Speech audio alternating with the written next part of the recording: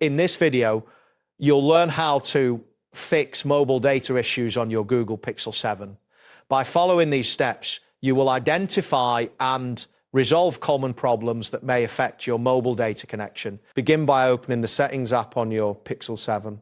You can find the Settings icon on your home screen or in the app drawer. Once the Settings menu appears, tap on Network and Internet. Here you will see various options related to your network settings. Ensure that the mobile data toggle is switched on.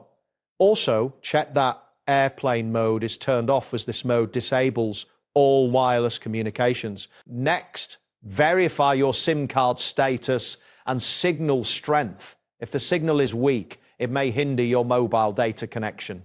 If your device supports both 4G and 5G, try switching between these options to see if one provides a better connection. This step helps you determine if the issue is related to the network itself. After checking your settings, restart your device. To do this, press and hold the power button until the power menu appears, then select Restart. Once your phone is off, carefully remove the SIM card from the tray.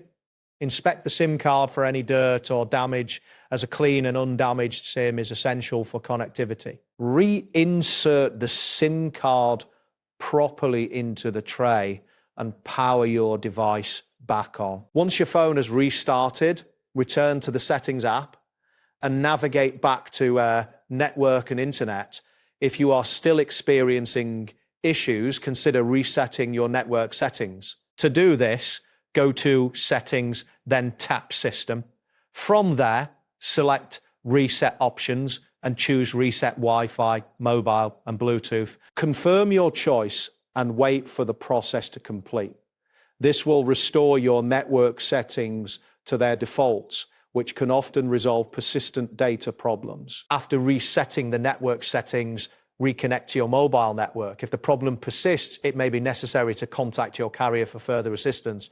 They can provide additional support and check if there are any network outages in your area. That wraps up today's guide. Thanks for watching, and catch you in the next tutorial.